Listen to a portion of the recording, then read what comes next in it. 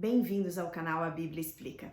Hoje nós iremos abordar a profecia que está em Daniel capítulo 8. Se você ainda não assistiu Daniel capítulo 2 ou Daniel capítulo 7, eu peço que você volte lá aos vídeos porque eles serão muito importantes para que você consiga entender Daniel capítulo 8.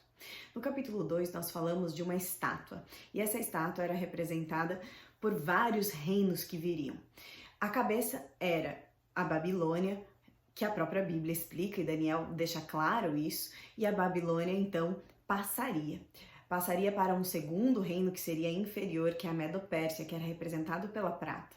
Depois um terceiro reino viria, que seria a Grécia, representado pelo bronze, e ele governaria sobre toda a terra. E assim a gente conheceu um pouquinho da história de Alexandre o Grande. Um quarto reino viria, que era Roma, que destruiria muitos, e de fato destruiu muitos, e assim ela é conhecida. Depois de Roma, a gente vê os pés, que eram parte em ferro, parte em barro, colocando ali parte de sua força, mas também de sua fragilidade pela própria distribuição dos reinos.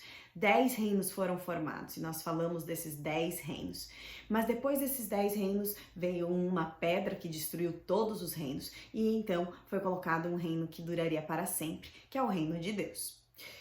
Depois nós falamos sobre o capítulo 7 de Daniel. E no 7 existe uma profecia que começa com um animal, que é o leão, de 2 asas, representando aí a sua velocidade, que era a Babilônia. Depois deste leão viria a Medo-Pérsia, que era representada por um urso penso. Um dos seus ombros era mais alto que o outro. E nós falamos que a Medo-Pérsia era um reino dividido em 2 e por isso cada um tinha um peso diferente. E os medos, que eram governados por Dario, eram mais fortes do que os persas, representados aí por Ciro. Depois desse reino, viria então um terceiro reino, que era a Grécia, mas representado agora por um leopardo de 4 cabeças e 4 asas. 4 asas representando a sua velocidade e 4 cabeças também representando os 4 governos a quem ele passaria a dar a sua autoridade. 4 grandes generais que então acabaram assumindo o seu reino após a sua morte. Depois disso, ele vê um animal terrível e espantoso. Esse animal terrível e espantoso simboliza Roma e nós falamos que ele também destruiria tudo, viria para destruir.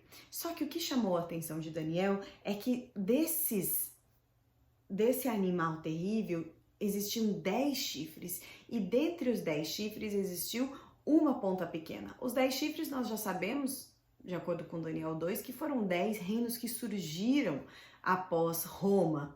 Mas a ponta pequena, ele realmente não sabia o que significava e vem com várias definições e características.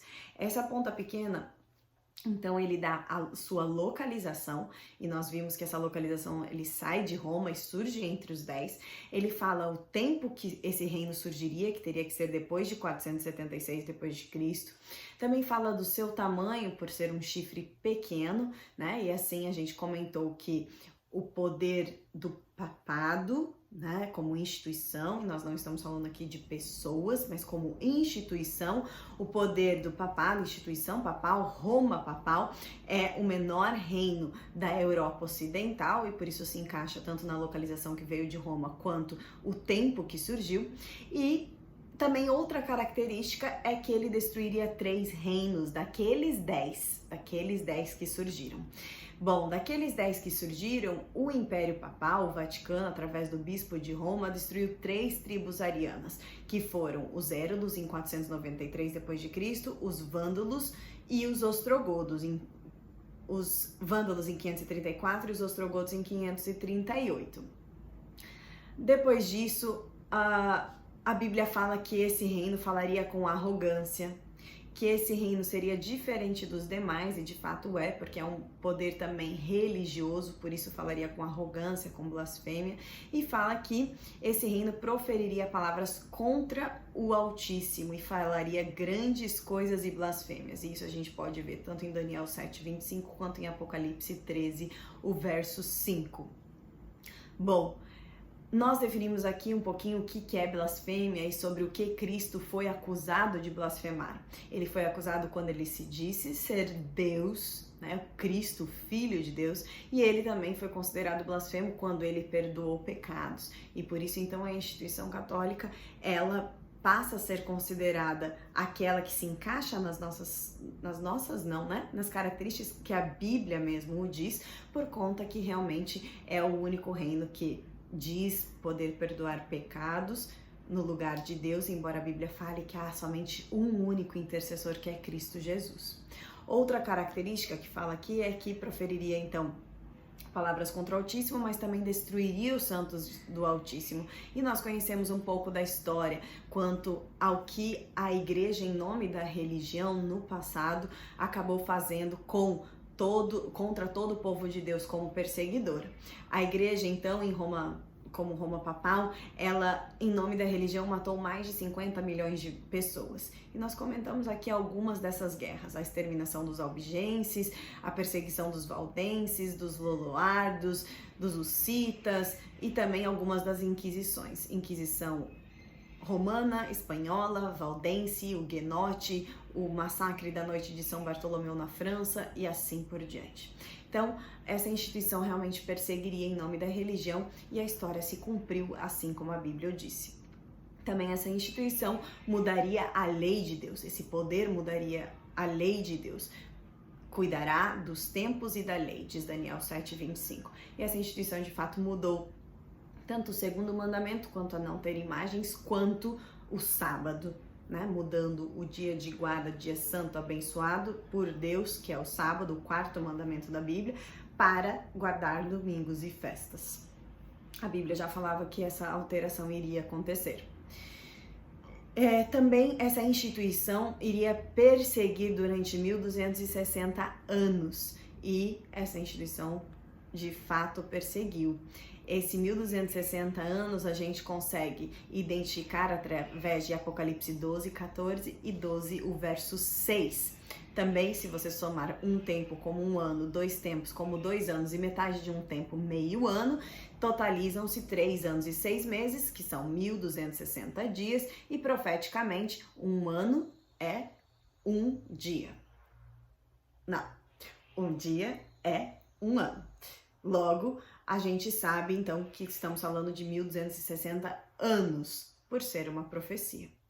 Bom, o Papa então atuou com todo o poder de 538 a 1798, e ele então perde o seu poder quando Napoleão Bonaparte manda o general Alexandre Berthier tirar o poder do Papa, confiscar todas as terras do Vaticano e prender o Papa.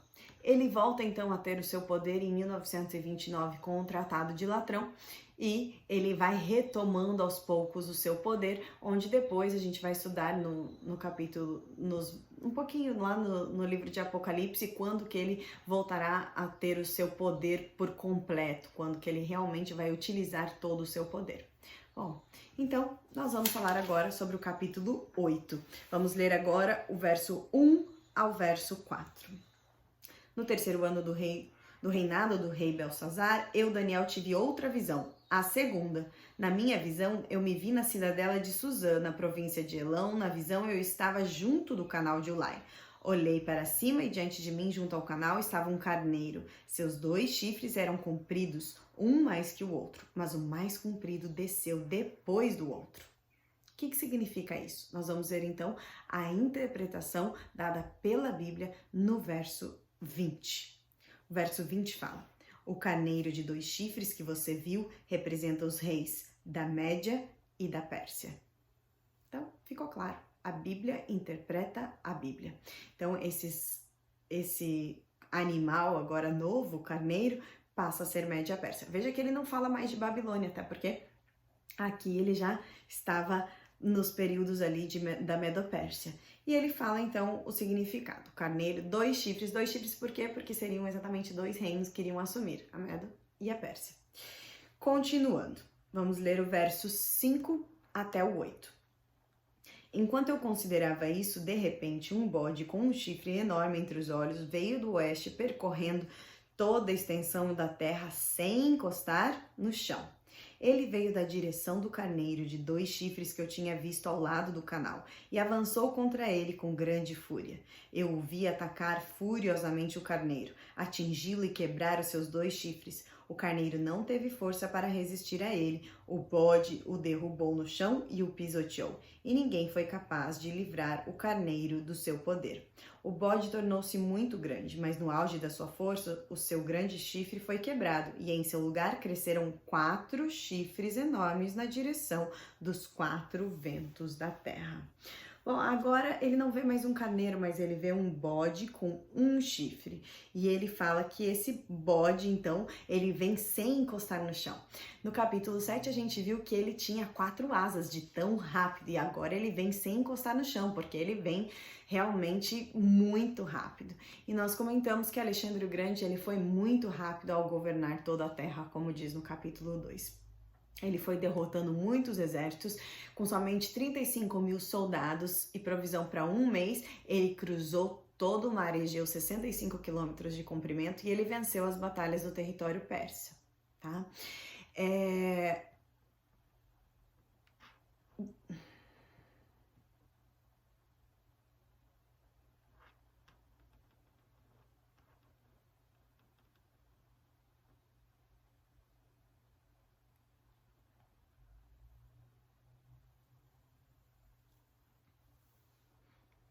Alexandre o Grande, ele com 25 anos de idade, estava conquistando todos os reinos que existiam na Terra. Em 10 anos, Alexandre marchou com seus soldados 16 mil quilômetros e não descansou até ele chegar na Índia. Quando ele voltou para a Babilônia, ele só tinha 32 anos de idade e ele sonhava em fazer da Babilônia a capital do seu reino. Porém, a Babilônia não seria mais habitada, não existiria mais o reino da Babilônia. Poderia surgir outros reinos, mas Babilônia nunca mais seria habitada, como diz em Isaías 13, o verso 19 a 22. Então, a profecia predisse uma morte prematura de Alexandre o Grande, no verso 8, e fala que ele se engrandeceu demais, né? E quebrou-se o seu chifre, e desse chifre, desse único rei que existia, surgiriam então agora 4 chifres. Quem foram os 4 chifres? Os 4 governantes, assim como tinham 4 cabeças no verso 7, agora também 4 chifres, representando a mesma coisa. Os 4 governantes que assumiriam o poder após a morte de Alexandre o Grande, que foram Cassandro, Seleuco, Ptolomeu e Lisímaco. Então, ele fala também um pouco da Grécia. Vamos continuar os próximos reinos, verso 9 a 12. De um deles saiu um pequeno chifre que logo cresceu em poder na direção do sul, do leste e da terra magnífica. Cresceu até alcançar o exército dos céus e atirou na terra parte do exército das estrelas e as pisoteou. Tanto cresceu que chegou a desafiar o príncipe do exército. Suprimiu o sacrifício diário oferecido ao príncipe e o local do santuário foi destruído. Por causa da rebelião, o exército dos santos e o sacrifício diário foram dados ao chifre. Ele tinha êxito em tudo o que fazia, e a verdade foi lançada por terra. Bem, nós só esquecemos de ler o verso 22 que dizia sobre a Grécia, que fala lá: os 4 chifres que tomaram o lugar do chifre que foi quebrado são 4 reis, seus reinos surgirão da nação daquele rei, mas não terão o mesmo poder, né? Então, tanto é que a gente não conhece esses governantes que surgiram depois de Alexandre o Grande, porque ficaram assim inferiores a Alexandre o Grande. E aí agora então a interpretação desses versos 9 a 12 se encontra nos versos 23 a 25. A Bíblia interpreta. Acompanha comigo. No final do reinado deles, quando a rebelião dos ímpios tiver chegado ao máximo, surgirá um rei de duro semblante, mestre em astúcias. Ele se tornará muito forte, mas não pelo seu próprio poder. Provocará devastações terríveis e será bem-sucedido em tudo o que fizer. Destruirá os homens poderosos e o povo santo. Com o intuito de prosperar, ele enganará muitos e se considerará superior aos outros. Destruirá muitos que nele confiam e se insurgirá contra o príncipe dos príncipes. Apesar disso, ele será destruído, mas não pelo poder dos homens. Veja que a Bíblia, agora mistura, ao invés dele falar diretamente separado de Roma e depois Roma a instituição e depois de Roma como Roma papal, ela mistura todas as informações. E ela fala, então, que saiu esse chifre pequeno, de um deles saiu o chifre pequeno, e a gente sabe quem é o chifre pequeno, fala que ele se tornou muito forte para o sul, para o oriente e para a terra gloriosa, ele atingiu o exército dos céus, né? Ele se levantaria, ele prosperaria, ele destruiria os fortes e o povo santo. Muito semelhante às palavras que a gente viu no capítulo 7. Então, o que acontece? Esse chifre pequeno, de acordo com a Bíblia, ele deveria se tornar sumamente grande, ou seja, em contraste com a Medo-Pérsia, que se engrandecia que se engrandeceu, e também em contraste com a Grécia, né? Por isso que a gente sabe que não é uma pessoa, mas é um reino, porque ninguém foi tão grande em poder quanto a Grécia e quanto a Medo-Pérsia do que a própria instituição papal. Nenhuma pessoa teve esse poder. O que nos revela também um pouco da história? O rei dos francos, que foi Clovis, em 496, ele se converteu para o cristianismo. Então, o papado ganhou um forte aliado, um exército para buscar os seus interesses, principalmente contra, na época, as tribos arianos que não aceitavam o papado. Então, através da fé de Clovis, a maioria dessas tribos bárbaras, que ainda era ariana, conseguiram ser destruídas porque houve então um forte aliado político para guerrear essas guerras que a instituição papal tinha que guerrear. A França foi responsável então pela ascensão do papado no século VI e também depois pela sua queda no século XVIII. Lembra que foi então Clovis que deu o poder para o papado, mas também foi Napoleão na França em 1798 que tirou o poder do papado. Nós até falamos que quando o Papa foi coroar o rei, que era a tradição, o próprio Napoleão Bonaparte tirou a coroa do Papa e colocou e se autocoroou, tirando ali o poder dele, além da própria prisão e também de confiscar as terras do papado. Bom, diz que a Igreja de Roma cresceu não por sua própria força, mas apoiando-se no Estado e nas ordens do Estado. E, realmente, Clovis, o rei ali o rei franco, foi quem deu o poder. Não foi pelo seu próprio poder que a Igreja cresceu. No verso 10 também fala que ele se engrandeceria até o príncipe do céu. E Jesus é o príncipe do exército do céu. E foi nos dias de Roma pagã que Jesus foi condenado à morte por ordem de Pôncio Pilatos no ano 31 depois de Cristo. Então, a história confirma que Pilatos foi o procurador romano na Judéia e que a morte de Cristo aconteceu em Roma, conforme a Bíblia falava. Ele se engrandeceria acima do príncipe dos príncipes e esse poder que é Roma destruiu o príncipe do exército, que é Jesus. Nos versos 11 a 14, nós vemos um pouco sobre uma outra situação que aconteceu na história em dois aspectos. Vamos ler. Tanto cresceu que chegou a desafiar o príncipe do exército, suprimiu o sacrifício diário oferecido ao príncipe e o local, e aqui, suprimiu o sacrifício diário. Foi aqui que matou Jesus. Por quê? Porque Jesus é o verdadeiro cordeiro. Quando Jesus morre, acabam os sacrifícios diários. E por isso que a gente confirma na história que Roma matou Jesus, porque era já uma profecia, né? O período que aconteceria então o fim do sacrifício diário na época de Roma. De fato, foi cumprido.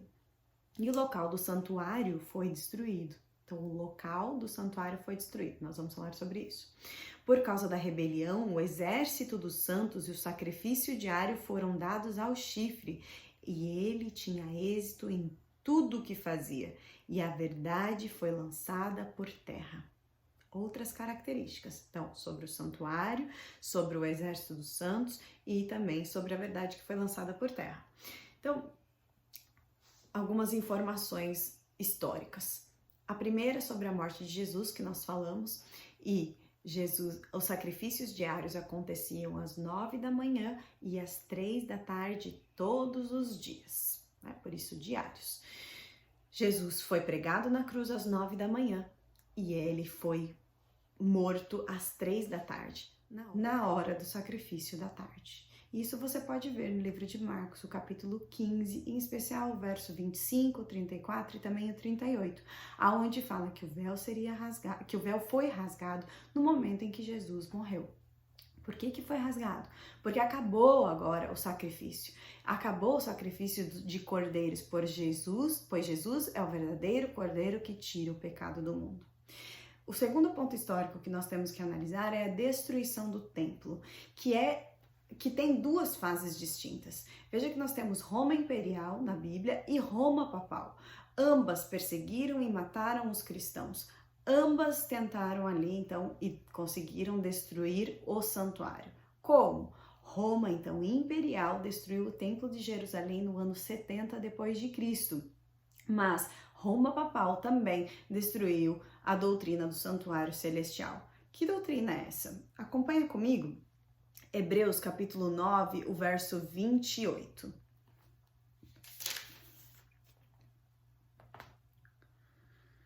Assim, também Cristo foi oferecido em sacrifício uma única vez para tirar os pecados de muitos e aparecerá segunda vez, não para tirar o pecado, mas para trazer salvação aos que o guardam. Jesus tira os pecados. É Ele quem tira os pecados. É Ele quem pode conceder perdão, porque só Ele morreu na cruz como nosso intercessor, mediador e aquele que é o nosso cordeiro verdadeiro. E Ele vai trazer salvação para aqueles que o guardam. Leia também Hebreus 8, o verso 1 e 2. O mais importante do que estamos tratando é que temos um sumo sacerdote como esse, o qual se assentou à direita do trono da majestade nos céus e serve no santuário, no verdadeiro tabernáculo que o Senhor erigiu e não o homem. Onde que está Jesus? Jesus está no verdadeiro tabernáculo. Por quê? Porque esse tabernáculo era o modelo para o tabernáculo terrestre. Quando Moisés foi construir, Jesus mostrou o santuário celestial e disse: faça um igual. Para quê? Para que as pessoas entendam o plano de salvação. Qual é a consequência do pecado, que era a morte diária do cordeiro, e depois então vinha o dia da expiação. O que era o dia da expiação? O dia da expiação acontecia anualmente e era o dia de juízo. Segura esse pensamento e eu vou explicar uma coisinha. Nós lemos na Bíblia também, em 1 Timóteo, capítulo 2:5, que diz assim: portanto, há um só Deus e um só mediador entre Deus e os homens, Jesus Cristo, homem. Veja, há um só Deus e um só mediador entre Deus e os homens. Embora a Bíblia deixe isso muito claro e expresso, a Igreja de Roma, católica romana, ela coloca à disposição dos seus membros mais de 10.000 santos mediadores. A ideia é que cada um seja devoto a um santo, ou procure um santo específico para cada assunto. Bem, nós temos um Deus que diz assim: olha, eu sou o único mediador entre Deus e os homens. Único. Nós temos, portanto, apenas temos um único mediador. A Bíblia coloca esse mediador e coloca também que a igreja, em Daniel, como a gente leu no verso 12, lançaria a verdade por terra e prosperaria. A igreja prospera, tanto é que é a igreja mais conhecida que tem, a Igreja Católica. Ela tem prosperado com a mentira de que nós podemos ter mais de um mediador ou que nós dependemos de homens para a remissão dos nossos pecados. Mas a Bíblia fala claramente que só Jesus pode perdoar os nossos pecados. Bom, embora ela diga isso, nós temos que entender quando que isso acabou. Leia comigo o quando isso acabará. O verso 13 e 14 do capítulo 8 de Daniel. Então ouvi 2 anjos conversando e um deles perguntou ao outro: quanto tempo durará os acontecimentos anunciados por essa visão? Até quando será suprimido o sacrifício diário e a rebelião devastadora prevalecerá? Até quando o santuário e o exército ficarão entregues ao poder do chifre e serão pisoteados? E ele me disse, isso tudo levará 2.300 tardes e manhãs, então o santuário será reconsagrado. O que representa esses 2.300 tardes e manhãs? Quando você lê isso lá em Gênesis, é o mesmo termo que é utilizado aqui, Ereb, Boger, as palavras hebraicas, nós estamos falando houve tarde e manhã, e esse foi o primeiro dia. Logo, 2.300 tardes e manhãs são 2.300 dias. Profeticamente falando, nós sabemos que um dia equivale a um ano. Mais do que isso, além de estar em Números 14:34, em Ezequiel 4:6, nós também sabemos que a profecia ela se cumpre não em 2.300 dias, mas sim em 2.300 anos, quando a gente vê aqui no capítulo 8, verso 19, que diz: E disse, vou contar-lhe o que acontecerá depois do tempo da ira, pois a visão se refere ao tempo do fim. Leia também o verso 26. A visão das tardes e das manhãs que você recebeu é verdadeira. Cele, porém, a visão, pois refere-se a um futuro distante. Essa profecia estava destinada a um futuro distante, que é o tempo do fim, que começou e que é o nosso tempo, e nós veremos isso no capítulo 9. Bom, nós sabemos então que se está falando de 2.300 anos e então o santuário seria reconsagrado ou purificado. A palavra hebraica traduzida por purificado, ela só acontece uma vez no Antigo Testamento, que vem do hebraico ser justo. E a cerimônia anual do dia da expiação era o dia então que havia a purificação dos pecados do povo, como a gente estava mencionando. Logo, depois de 2.300 anos, começaria o quê? Começaria a purificação, começaria o juízo. O mesmo juízo que acontecia lá com o povo antes de Jesus vir e morrer, que era a remissão dos pecados, purificação de todos os pecados que foram perdoados, isso acontecia uma vez ao ano. Agora também nós temos Jesus como nosso sumo sacerdote, mas não uma vez no ano. Agora ele vai julgar para então ele voltar. Relembrando um pouquinho aquilo que a gente viu. Nós vimos uma estátua. Na estátua, depois vinha uma pedra que destruiria todos os reinos. No capítulo 7, depois de Roma papal atuar, viria então o verso 10 que fala que o tribunal iniciou o julgamento e aí a volta de Jesus. E agora, mais uma vez, depois do carneiro de 2 chifres, que era a Medo-Pérsia, o bode de 1 chifre, que é a Grécia, a ponta pequena, né, dos 10 chifres que estava ali Roma, você vê um chifre notável que então Roma papal, e aí então julgamento. Ora, depois de que foi lançada a verdade por terra e que a igreja prosperou, o anjo está discutindo até quando a igreja vai continuar mentindo, até quando a gente vai ver o santuário sendo destruído, até quando essas verdades vão prevalecer. Além da gente ter uma verdade que nós vamos estudar na profecia de Daniel, capítulo 9, nós sabemos que a igreja adventista do 7º dia, ela surgiu exatamente aqui. Nós vamos ver isso bem claro no capítulo 9. Mas ela surge para levantar. Até quando essas mentiras vão continuar acontecendo, essas verdades vão ser lançadas por terra? Então surge um movimento, que é a igreja adventista, para trazer de volta algumas verdades que foram esquecidas ou mudadas. Hoje a igreja adventista do 7º dia é formada para pregar que Jesus está voltando. As verdades que a gente está vendo aqui em todos os capítulos. Hoje a igreja adventista do 7º dia está ativa para mostrar que o santuário celeste, ele existe, ele é real e começou o juízo. E nós veremos isso no capítulo 9. Hoje a igreja adventista do 7º dia, ela fala e prega dos 10 mandamentos. Os 10 mandamentos da Bíblia, que são os verdadeiros e não os alterados. E prega sobre os tempos e as leis, que diz lá do capítulo 7, que foram mudados, que é o 4º mandamento, que é a guarda do sábado. Se você nunca ouviu falar sobre isso, nós iremos falar sobre isso em outros vídeos. Mas o importante é, Jesus está voltando, o juízo está acontecendo e o próximo evento que a Bíblia fala é a volta de Jesus. Se você gostou desse vídeo, curta o nosso vídeo, se inscreva no nosso canal, ativa o seu sininho para receber as notificações dos próximos vídeos e mais do que isso, se você conhece alguém que fala inglês ou espanhol, peça para que eles entrem também no nosso canal, The Bible Explains e La Bíblia Explica. Qualquer dúvida, coloca aqui nos comentários que nós teremos o prazer de responder se assim o soubermos. Tenha um ótimo dia e que Deus te abençoe.